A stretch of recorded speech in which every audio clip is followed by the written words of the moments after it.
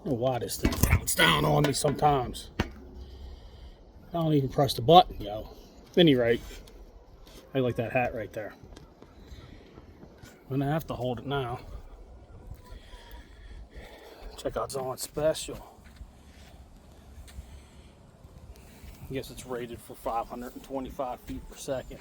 That bag target there is old as a pain in the ass pulling those. So after I got to looking at that video last night, when I rotate the camera lens from rear facing to forward facing, there's a slight delay in my, in the audio and obviously the video too. And a lot of people might be like, well, you just stuck those arrows in the target or shot at 20 and then came back your 50-yard broadhead. So what I'm going to do today is set the camera up. I guess I'm going to put it right. I mean, I'll put it on the ground. I ain't going to hit it. But then I worry about falling over. So I might just do this right here with this post block. But I want to be able to see the arrows. Look at that fucking screw there.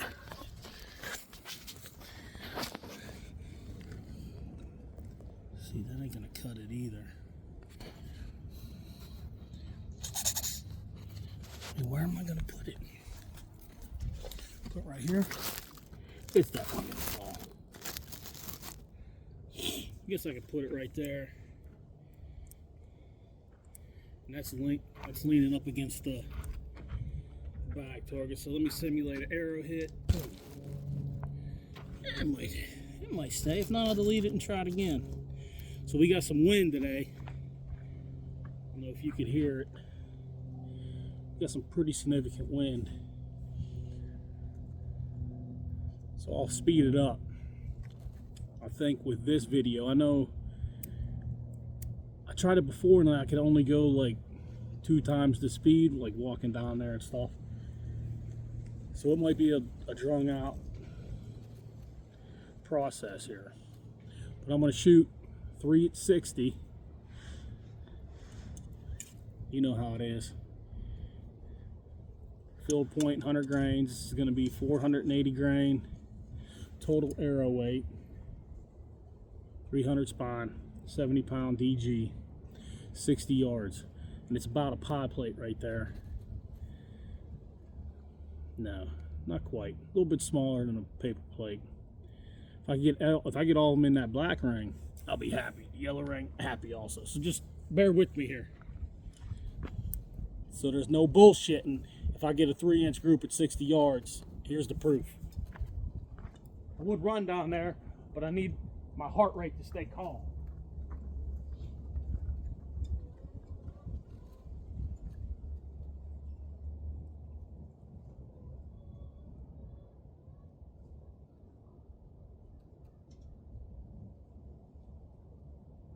What? Myself. Why are you always fucking out here?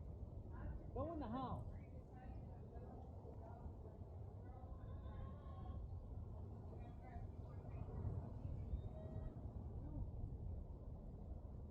You're going to bow, so I wouldn't know where's that fun. So get another one. That way we'll have one downstairs.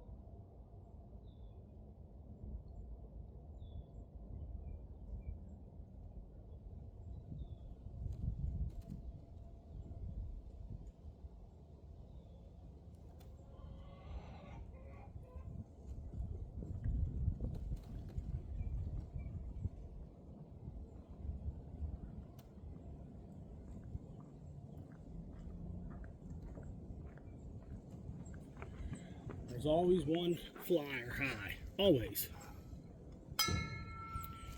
My wife always bothering me. She doesn't know that I'm out here. See, I don't want to switch it. I was going to switch it around there.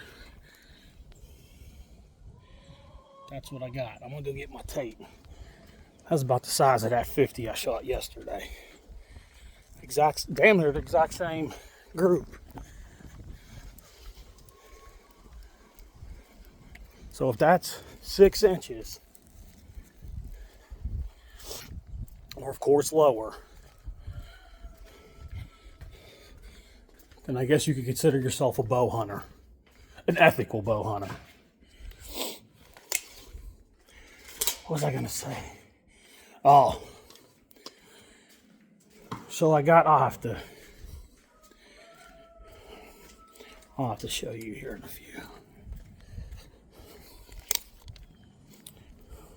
So yeah, I think that's 6 inches.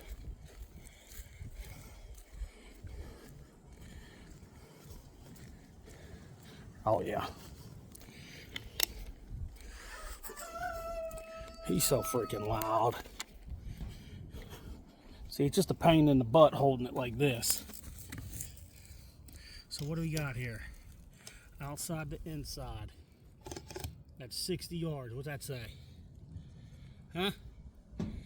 So if you go from the outside of that area to the inside of this top one, that's your group center to center.